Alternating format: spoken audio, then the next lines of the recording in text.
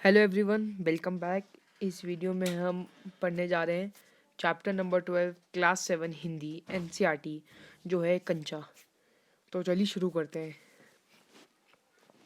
वह नीम के पेड़ों की घनी छाँव से होते हुए सियार की कहानी का मज़ा लेता आ रहा था। सियार होता है फॉक्स।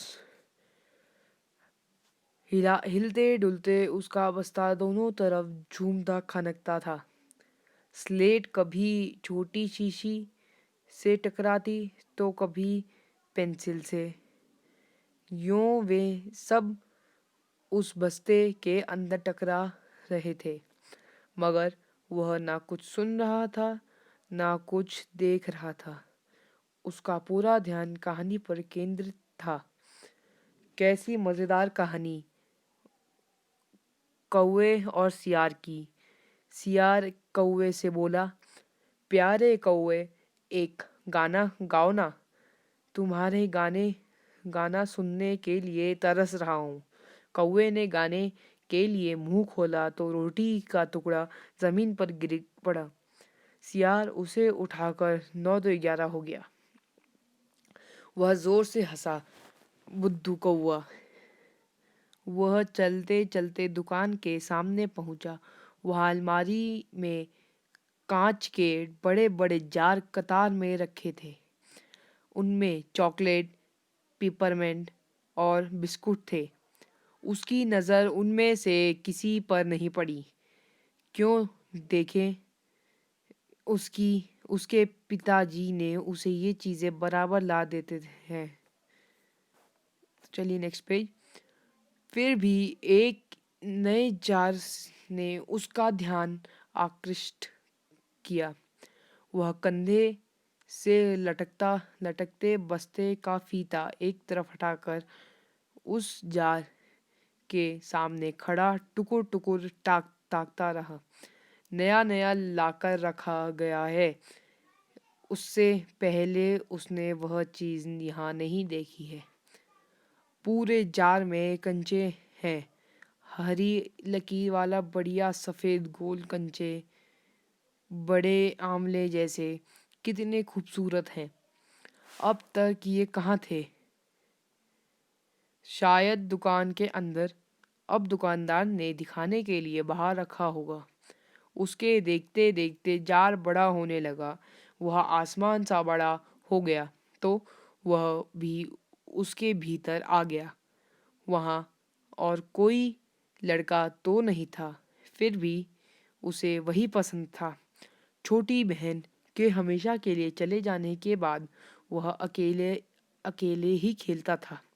मतलब जो उसकी जो छोटी एक बहन थी, वो हमें इसमें बता नहीं रखा, परंतु किसी वजह से उसकी डेथ हो गई होगी, तो वो अकेले ही खेलता था। तो एक तरह से आप कह सकते हो वो थोड़ा अकेलापन फील करता होगा। वह कंचे चारों तरफ बिखेरता मज़े से खेलता रहा। तभी एक आवाज़ आई, लड़के, तू उस जार को नीचे गिरा देगा। वह चौंक उठा। जार अब छोटा बनता जा रहा था। छोटे जार में हरी लकीर वाले सफ़ेद गोल कंचे, छोटे आंवले जैसे। सिर्फ वह दो जने वहाँ हैं, वह और बूढ़ा दुकानदार। दुकानदार के चेहरे पर कुछ चिड़चिड़ाहट थी। मैंने कहा ना, जो चाहते हो वह मैं निकाल कर दूं। वह उदास हो अलग खड़ा हो रहा। क्या कंचा चाहिए? दुकानदार ने जार का ढक्कन खोलना शुरू किया। उसने निषेध में सिर हिलाया। Next page. तो फिर सवाल खूब रहा। क्या उसे कंचा चाहिए?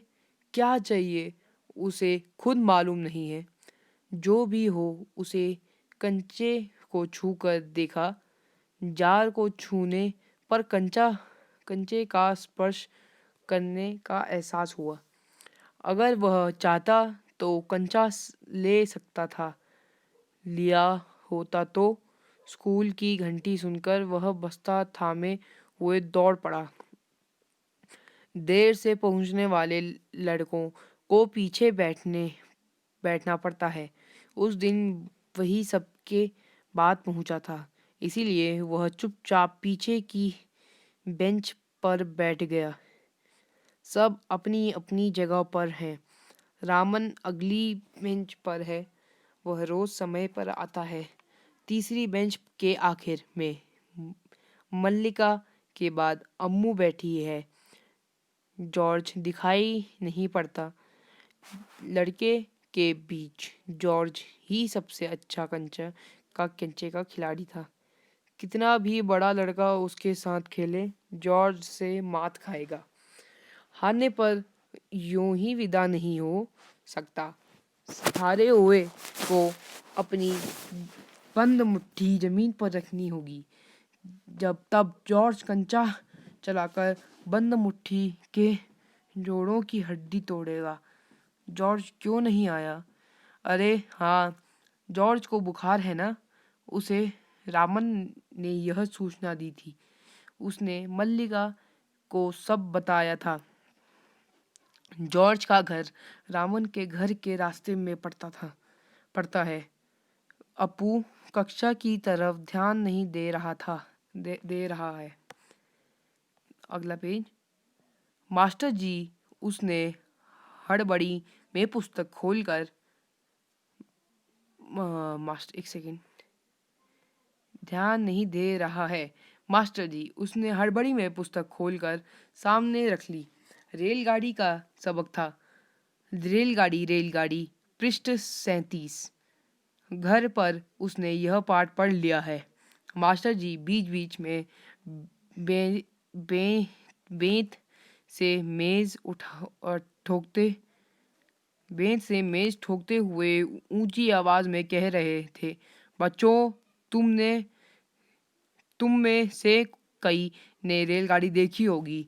उसे भाप की गाड़ी भी कहते हैं, क्योंकि उसका यंत्र भाप की शक्ति से ही चलता है। भाषा का मतलब भाषा का मतलब पानी से निकलती भाप से है। तुम लोगों के घरों की चूल्हे में भी। अप्पू ने भी सोचा रेलगाड़ी। उसने रेलगाड़ी देखी है। छुक छुक छुक छुक, यही रेलगाड़ी है। वह भाप की भी गाड़ी का मतलब। मास्टर जी की आवाज अब कम ऊंची थी। वे रेलगाड़ी के हर एक हिस्से के बारे में समझा रहे थे। पानी रखने के लिए खास जगह है, इसे अंग्रेजी में बॉयलर कहते हैं। यह लोहे का बड़ा पीपा है। लोहे का एक बड़ा कांच का जार, उसमें हरी लकीर वाले सफ़ेद गोल कंचे, बड़े आंवले जैसे। जॉर्ज अब अच्छा होकर आ जाएगा। तब उससे कहेगा। उस समय जॉर्ज कितना खुश होगा। सिर्फ वे दोनों खेलेंगे और किसी के साथ खेलने नहीं देंगे। उसके चेहरे पर चौक का टुकड़ा गिरा। अनुभव के कारण वह उठकर खड़ा हो गया।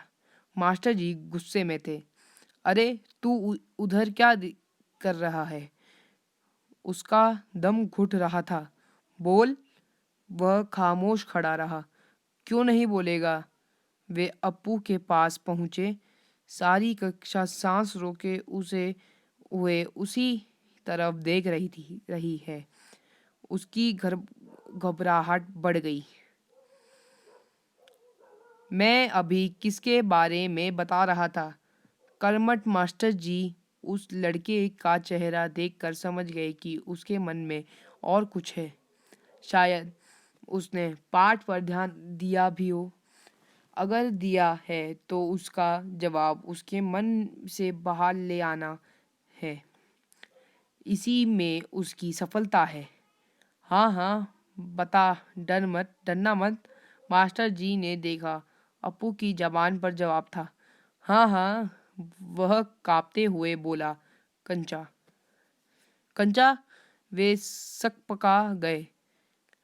कक्षा में भूचाल आ गया। Stand up.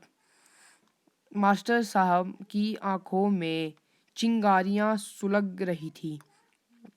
अप्पू रोता हुआ बेंच पर चढ़ा।